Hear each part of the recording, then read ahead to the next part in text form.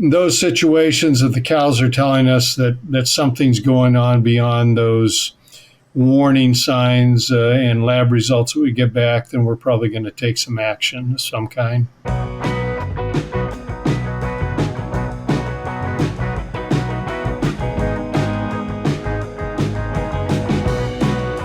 Welcome back to the Dairy Podcast Show. My name is Barry Bradford from Michigan State University, and today I'm very pleased to welcome Corwin Holtz to the show. Corwin, thanks for joining us.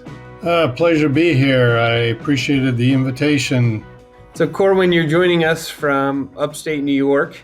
Can you give us a little bit of your background? Did you grow up there? Where did you? No, actually a California native. Grew up in the industry in Northern California, about an hour north of San Francisco. Very active industry back in my days of high school and college, back in the 1970s. Pretty much turned to grapes since then. Still a few dairies up there, but very much wine country anymore. Went to Cal Poly and got my degree in dairy science there. Worked in the AI industry for a couple of years, and I managed a commercial dairy back in my hometown for 3 years, and then made a decision to go back to graduate school, and that's how I ended up in New York. Came and did a master's degree in ruminant nutrition combined with reproductive physiology and management, and spent some time in academia after that. And then a few years in the commercial feed industry, and then doing tech support work primarily, a little bit of research. And then since 2004, March of 2004, I formed a independent consulting business called Holtz Nelson Dairy Consultants. Over the years, that group has grown to 8 individuals here in the Northeast. Pretty much eastern Ohio, a little bit of northern Pennsylvania, all of New York and New England.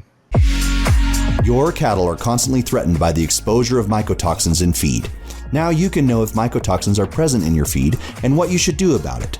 DSM Firmenich offers a range of analytical services to assess the mycotoxin contamination and solutions to combat mycotoxins. Don't let mycotoxins contaminate your performance. Learn more at dsm.com/ANH-NA.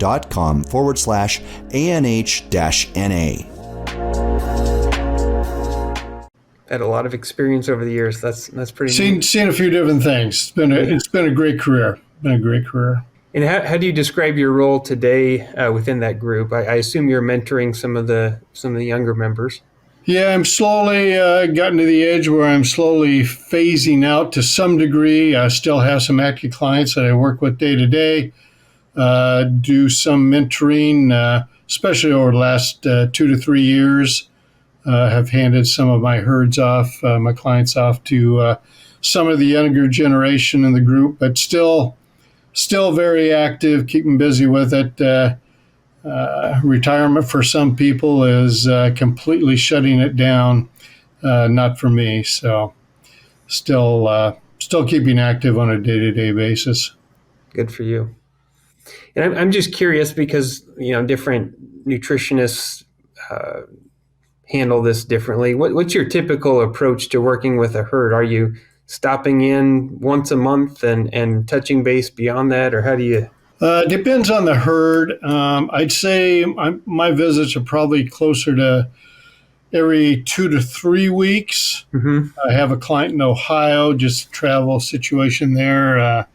That's pretty much a once a month situation. But then definitely on the phone, text messages back and forth in between visits, whether it be just sending them updated diets or coming across information that I want to share with them, thoughts that we've had since the last visit and how things are progressing. If we've made some significant changes, want to make sure that we're tracking those and trying to stay on course as best we can. Makes sense. Well, one of the things that we wanted to talk about today was mycotoxins, and I know at least in in Michigan this year, that's a very hot topic. We had a very wet fall, and everybody's talking about that. But with your years of experience, I'm sure you've been through multiple years of these kinds of challenges. And I guess the first thing I wanted to know is is it typically on one of your visits, or is it a phone call from a client that gets that topic on the radar in the first place? I'd say it's a combination of them. I remember a situation a few years ago where we had some T2 toxin in a herd. Mm-hmm. Got a very, very quick phone call from the client because cows were dying. It was we had a very bad load of whole cottonseed from down in the south, and it took its toll pretty much overnight. And then, other times it'll be walking cows, making observations. I do, as we get into a new crop year on particularly corn silage, where we feed such heavy corn silage diets in this part of the country, I'll usually do some basic testing on new crop material. My testing protocol is usually, if I or the producer feels that we maybe have an issue, is usually to do TMR testing to begin with. Just kind of see what the whole package is entailing relative to any mycotoxin loads. If we see something there, then maybe we'll dive into some individual ingredients, starting with the forages, or if we got things like high moisture corn or snaplage on the farm, start testing those individual ingredients after that. But TMRs are where I'm gonna start doing my testing. And you're sending normal samples in, and you're just adding this with the regular analytical lab you work with, or do you go to a special lab? So we've got a couple of companies, and they're not just here in the Northeast, but a couple of companies that are involved in mycotoxin mitigation products. Not that they can legally make that claim, but sure. They are very active with us in sending samples into their labs and sending us back reports. Usually, it's about a week turnaround that we get those results back. So that's been our primary testing at this point in time. Have been comfortable with both companies and the results we get back, and then help us make a decision what direction we need to go if we're going to do anything from a mitigation standpoint. And many times, those samples come back clean. That's great news. Sure. But many times, we do have a load of something or a mixture of toxins that come back to us, and then we've got to make decisions on what we're going to do mitigation-wise. That brings up one of the complicated pieces of this.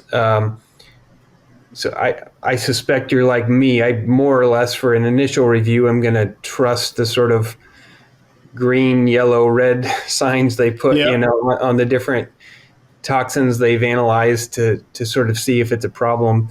But what if you've got 4 or 5 that are all in the yellow range? Do you start worrying about sort of additive or effects like that? You start to get these situations where we're only generally testing for 7 or so major mycotoxin groups.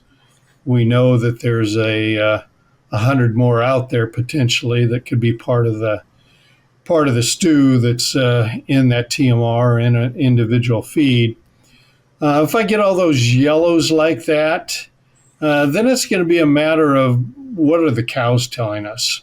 Yep. Now, if we declined on intake, are we losing some production? Is repro being compromised that we see? Do we have the loose manure issues that we can't attribute maybe to anything else? The rough hair coats that just aren't making sense relative to the way the diet's been put together. So, those situations that the cows are telling us that something's going on beyond those warning signs and lab results that we get back, then we're probably going to take some action of some kind. Gotcha. And then are there particular let's say you have a borderline TMR. Are there particular ingredients you're going to look at right away? I mean, for example, like byproducts that have been concentrated at some level often are top of the list, or how do you approach that? Yeah. When we appear to have some bad corn years, probably going to be a little less likely to be feeding heavy distillers. Not that I'm a heavy distillers feeder to begin with, but we're certainly going to look at something like that. On farm, if we've got some high moisture corn issues or snappage issues that we've tested, maybe we've got to adjust our feeding rates, maybe bring in some more dry corn into the picture. So making those decisions on a year-to-year basis, crop by crop basis, is what we're gonna generally do. Okay, and you already gave the example of the cottonseed, right? That can flare up. Yeah. Sure. That quite honestly, that was the worst situation I've ever come across in a herd where everything was rolling along fine, and boy, a load of feed shows up. In this case, it was cottonseed with just. I actually had two herds that same fall. Had the first herd, producer called me, said, "Hey, we got some dead cows here. What's going on?" It wasn't probably 2 weeks later that a load of cotton came into another client. Boom, same exact thing. And don't know if those loads came out of the same gin down south, but it was definitely southern sourced, whole cotton seed. That's frustrating. I'm just curious because I've almost never heard of that in ruminants. Did any of those animals get necropsied? Was there like specific organs that showed really clear damage? I had some liver damage. Okay. Didn't do very many necropsies, but it was the little bit they did do. There were definitely some liver issues that showed themselves. Yeah, makes sense. So maybe we should spend just a minute on the different toxins. I know most dairy producers are familiar with aflatoxin because that's the one that's really monitored for milk contamination, right? Have you ever run into that in your part of the world? No, knock on wood. Here in the Northeast, we just, at least me personally, and I certainly don't hear it from others in our consulting group and even other consultants that are in this part of the country. Aflatoxin has not been an issue. I generally, tend to hear about that down in the Southwest and the Southeast and all.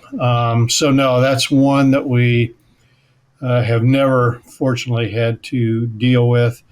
For us, it's primarily DON or vomitoxin.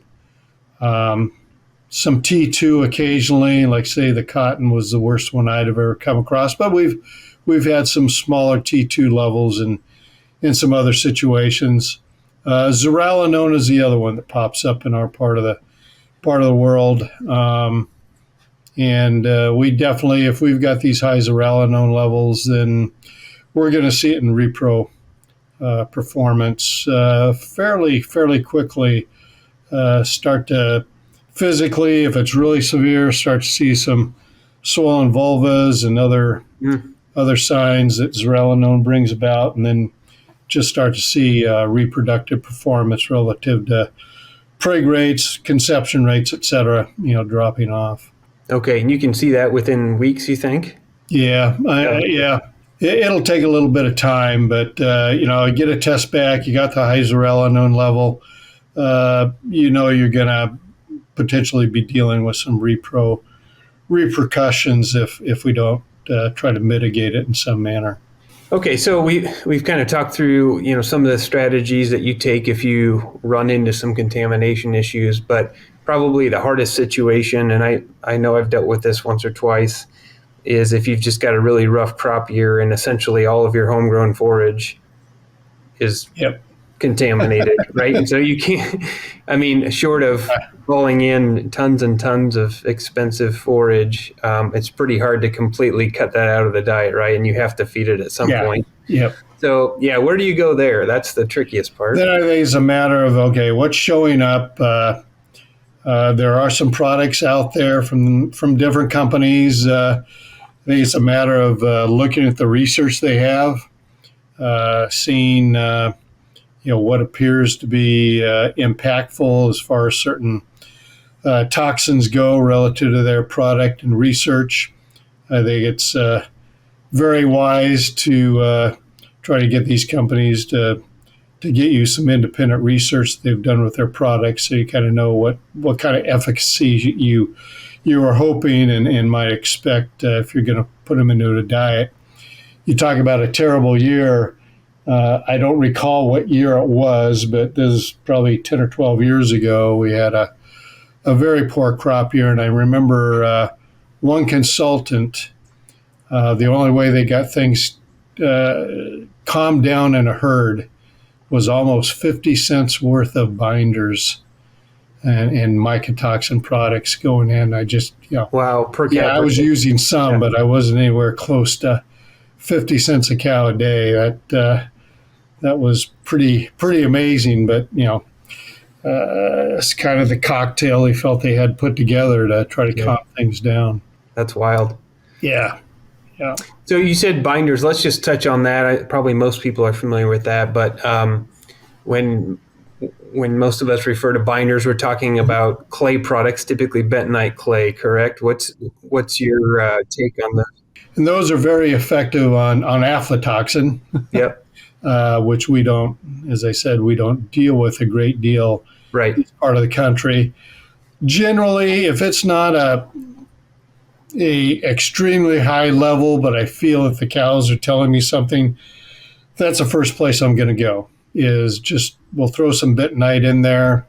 There's a few different bentonite products in the marketplace, and some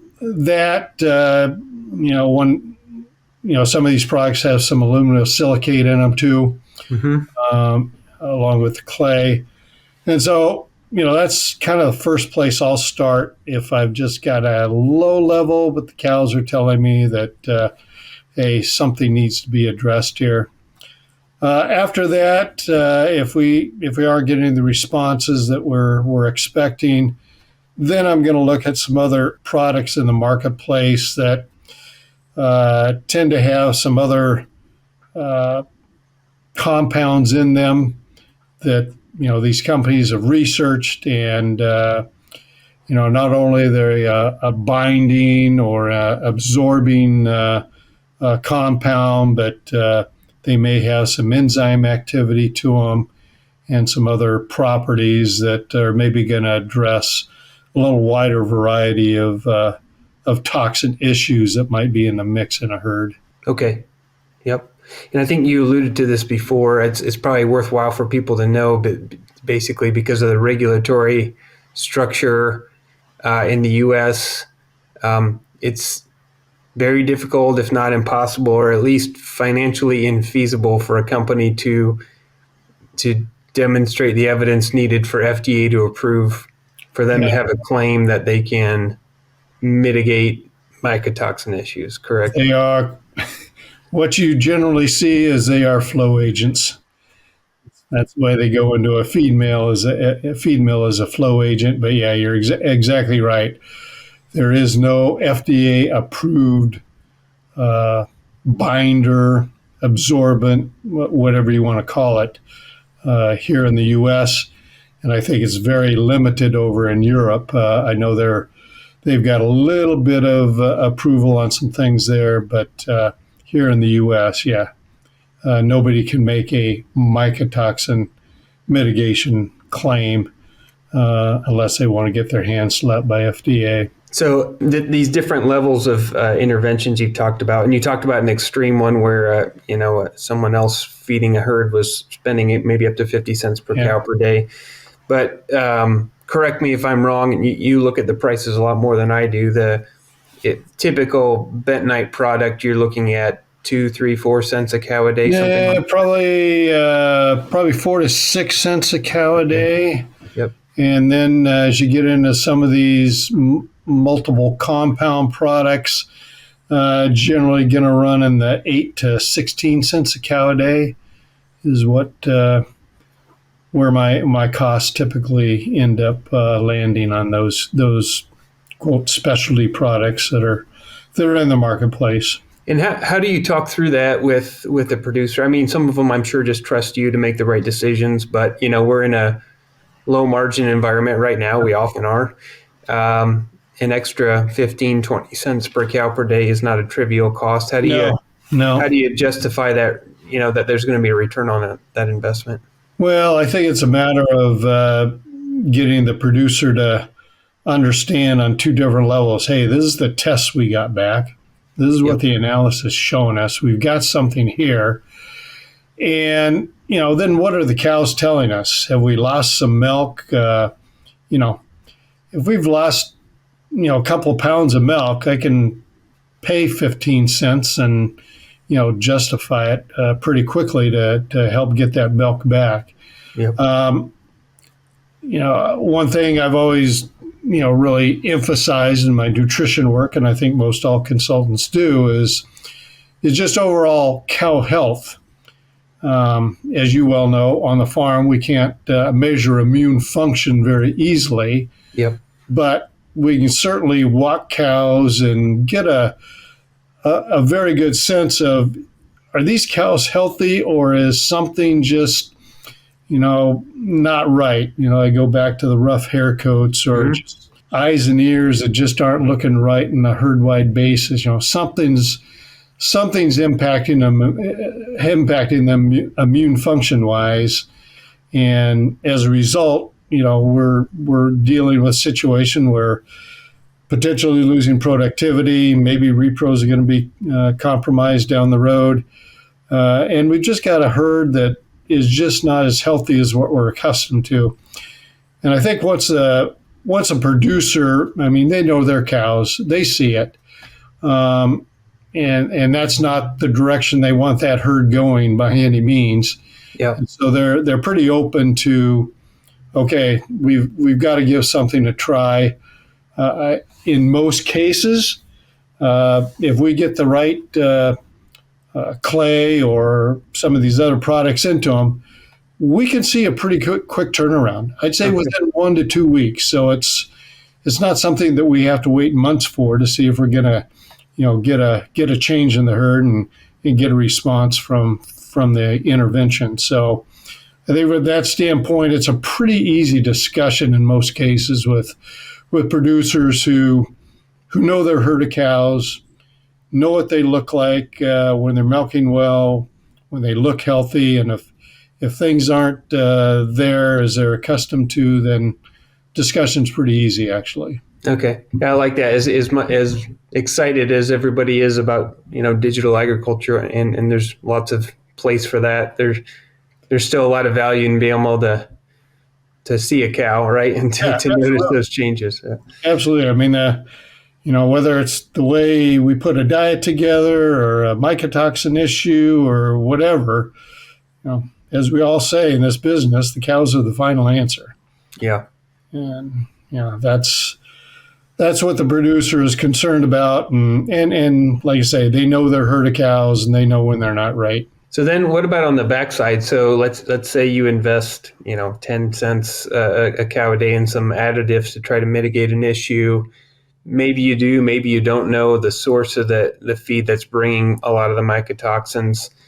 When do you start thinking about pulling that back out? Do you wait till the end of the crop year, or how do you approach that? I'd say, if it's an on-farm forage situation, particularly corn silage in our part of the world, or high moisture corn, snaplage, generally it's going to go through the crop year. Yep. Until maybe we wrap up feeding that contaminated toxin load high moisture corn in May. And, then we're going to go all cornmeal. Our corn silage is clean. Time to pull it out. So it's going to be primarily an on-farm forage situation, on-farm grain situation more than anything else. Even further back in the system, I know this has been a big topic in Michigan lately. How much do you talk with your customers about fungicides on standing crop? Yeah, that's a good question. I'm not an agronomist. I don't pretend to be one. As you say, there's much more discussion about it anymore. It's one of those investments that, boy, are we going to have a bad year or not? Exactly. We just don't know ahead of time. Yep. I'd say there's some producers that are going ahead and biting the bullet to try to mitigate it at the field level, and others they just can't bring themselves to make that investment because they just don't know, really what return they're going to get on it year after year. From my understanding, a little bit of research I've done and talking a little bit to producers who have played around with that, they feel that they do end up with maybe a, quote, healthier crop. But again, if we've got stressors such as storms coming through, things like bird damage, that's fungicides aren't going to mitigate severe bird damage in a crop. And any of those stressors that potentially are going to bring mold activity into the crop, and they can come from a variety of ways. Fungicides, being one potential aspect of mitigation, but there are certainly other stressors that those aren't going to address. So I don't know. I don't know what the right answer on that is, and I think a lot of producers they kind of scratch their head too. And as a matter of fact, I'm headed to an agronomy meeting later this month, and that's a question I have for the agronomists in that room is what are they seeing out in the field relative to producer acceptance, or are they being more aggressive with it or not? I don't know if you're dealing with it yet or not, but tar spot is pretty prevalent in Michigan now, and it's frustrating for producers because we'll have one real bad year, and then a lot of people the next year will invest in sometimes multiple fungicide applications, and then that'll be a year, of course, where there's none of it. Everything's clean, yeah. And then you give up, and the next year it's bad again. So no, that is the dilemma. Absolutely. Absolutely. Corwin, you live in a state where there's a ton of ag. Ag's a very important sector, but there's also a lot of people. One of the questions we like to throw at people, especially at this stage in your career, if you could afford to put up a billboard on one of the main highways between, say, Buffalo and New York City to teach people one thing about the dairy industry, what would you put on there? Well, first of all, I don't think we need to put billboards between Buffalo and New York City. We just need to put them in New York City. Okay, fair enough. Yep.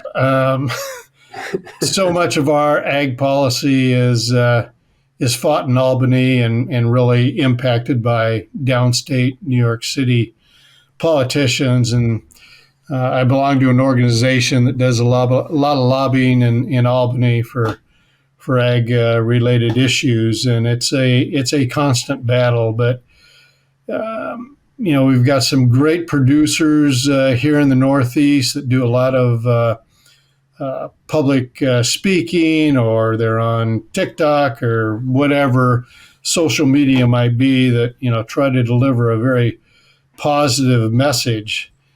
But if I was to put up a billboard, and this is really off the top of my head, if there's no ag in New York, where's your food coming from? I mean, the typical consumer, unfortunately, just has very little realization of where food really ends up or comes from that ends up in a grocery store.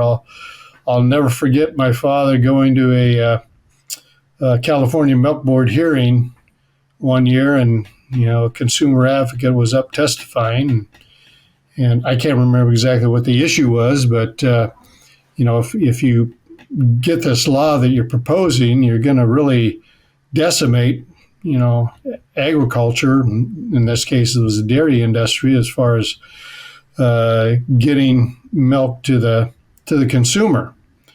And honest to God, she made the comment, well, I don't have any problem getting milk. I just go to the grocery store.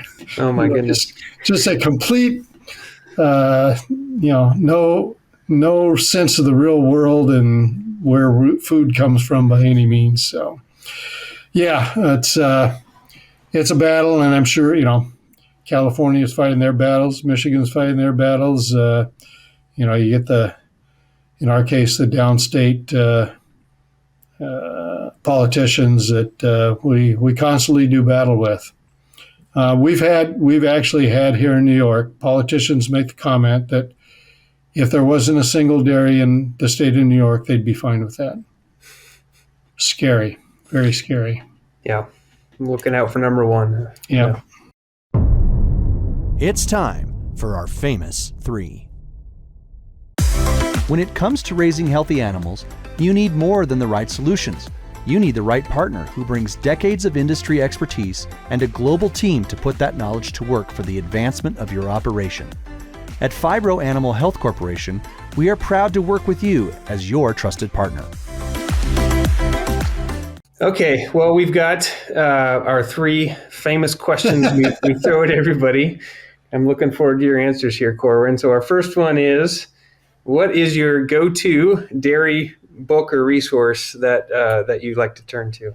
Well, this is probably a little bit out of the mainstream maybe, but I still go back to Pete Van Soest, fiber book, and every once in a while I'll read a chapter in that, or if I'm looking at a diet and want to think about things a little bit, I'll go back and read a little bit of Pete's book. I was very fortunate in graduate school to be able to take 2 courses from him, and he changed the dairy nutrition world in many, many ways with the research he did over his career. So that's definitely a go-to for me. Absolutely. Is that called The Nutritional Ecology of the Ruminant? Yes. Isn't that? Yep.